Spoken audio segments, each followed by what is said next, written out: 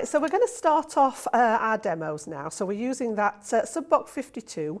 We've got the embroidery dies in there. You can see the inspiration on the front, but I'm going to reveal the card that we're going to make today. So if I pull this away, we're actually going to demo that lovely little butterfly that comes as part of that subs box there. And I'm going to talk you through, we've got some matting and layering, which is fairly straightforward, but I want to focus on that beautiful embroidered element there. So this comes together with the die. So we've actually got our die cut at the ready, our metal die at the ready to do the die cutting. I'm going to show you how to do this and how to line it up. And then I'm going to show you how to split the threads.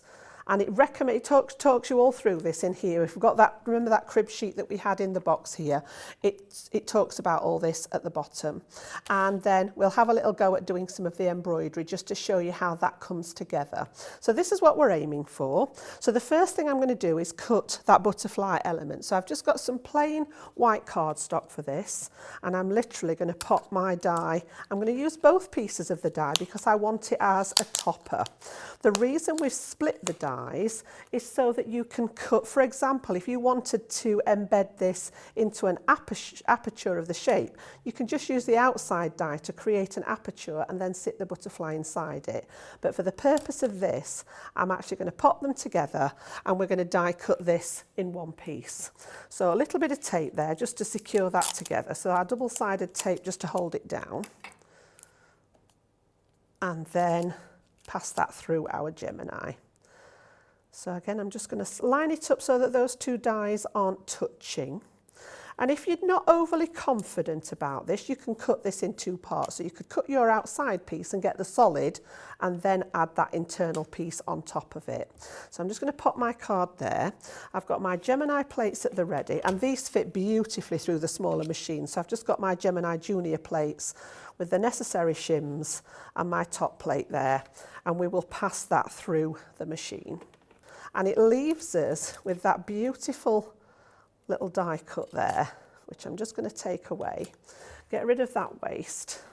And again, most of those dots have come out, but either your die brush or just a little pokey tool just to release the rest of them there, and you'll see that that's cut beautifully and they'll all just pop out. So just make sure that those are all clear of those waste parts because we want all those holes to start working through there. So you can see if I pop, mind you, that's white on there, isn't it? I was just going to say if I pop it on the back of the card, you can see. You can just see there how we've got all those at the ready. So each of these holes is going to receive the thread now. If I bring this back, you can see how we've got that design.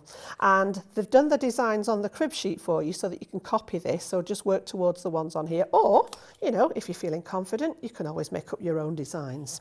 So what I've done is I've got a length of the green thread to start off with out of the kit. And for any of you that are not familiar with the embroidery threads, they come in what we call 6 strands. So in here are 6 strands of cotton. And if you have used this thread for things like cross-stitch or embroidery, you'll be more familiar with splitting it down. But just for the benefit of people that haven't worked with it before, what we're wanting to do is literally tease out a couple of the threads. So I've just got 2 of them here, and then separate them from the rest of the line.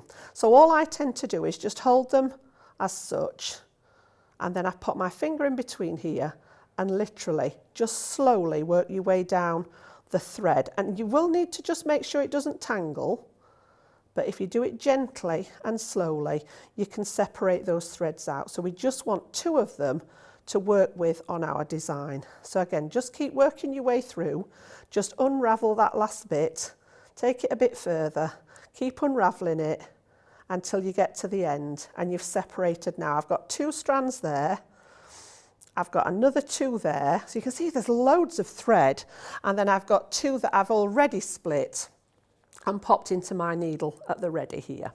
So it's going to go a long way, that thread. So again, what we're going to do is we're going to take this one, and all I've done is pop it through the needle that comes in the kit. If you remember, I said there were needle in the little pot to keep it safe. And we're going to start working through here now to create the design. So I'm going to bring in my sheet here and just have a look at the detail. So first of all, for the green, I'm going to work all the way around the edge of the design here. And it's literally just like doing a back stitch. Now, if you haven't done any stitching before, what I mean by that is literally coming up from underneath here through any of those holes that form that outside. And obviously I want to keep that thread at the back. Now, if you're worried about that, you can always tape it down, but I tend to just hold it with my finger. And then what I'm going to do here, if I just get this a little bit closer for you so that you can see here, I've come up through this first hole here. I'm going to go down through the next one and just form what we call a little running stitch. So literally just be gentle and make sure that your thread doesn't tangle, but we've just got that one stitch on there now. Let me move that one out of the way. And then I'm going to come to the next hole and come back up from underneath. Because my thread's at the back, I want to come up from underneath. And to create a back stitch, what we're going to do now is we're going to come back on ourselves, and I'm going to go back in that hole that we came out of the first time, and it will join up those two stitches to create the line. You see there? And then I'm going to miss one and come up the next one. So this now becomes really repetitive. We're going to do the same thing all the way around the edge, and then I'm going to go back on myself and through that last stitch to create that back stitch. So again, up through the next hole, and I'm just feeling underneath where those holes are with my finger, and then back through here. And then there's also a second border on this part of the wing, which is where we're going to create the design. There's a second row of holes just, if I bring that up a bit further, just here. So I want to create another line here to create that border. Now, I would normally go all the way down to the bottom and back up this side, but just for speed, I'm going to jump across to that other side of the line here. Now, this is a slightly longer stitch, but it's the same principle. I've made my first stitch, I'm going to come up to the next one and then go back on myself again. And then I'm going to come up to where it joined at the top here, and I'm going to go back on myself again to make that border. So you can see now we've got that double line ready to receive the detail in between. So some of the holes on your design you will be going through with your needle more than once, so don't think you've gone wrong. You will actually use, like this one here, I've actually now been through 3 times with the design, so don't worry about that. And then if you have a look at the detail on here again, we're just going to create this little zigzag detail that goes round as a pattern. So again, in between those borders, we're going to come from, I've come down now through here, and I'm just going to go back and forth. So when you've done this and followed the pattern all the way around there, you will end up, oh my goodness, with it looking like that. Absolutely gorgeous, isn't it? So you can see that zigzag here. We've just started with that back stitch all the way around, created the second border, done the zigzags in between, and then I've added some more colours in to where the little flowers are. So again, just following that example on the sheet, and then this one just goes from side to side to create that detail at the bottom. So we're going to pop that to one side now, and then just very quickly pop the card together. So what I've done is I've just taken some elements from the kit. So we've actually got one of our card blanks here. So that's 6x4 card blank. I'm just going to bring in my double-sided tape pen. So the only thing that we really ask you to add to these kits is some kind of adhesive.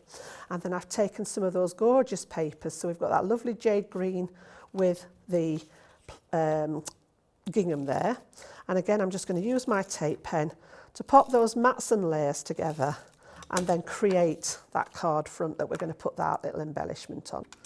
And then all we're going to do is pop our butterfly on.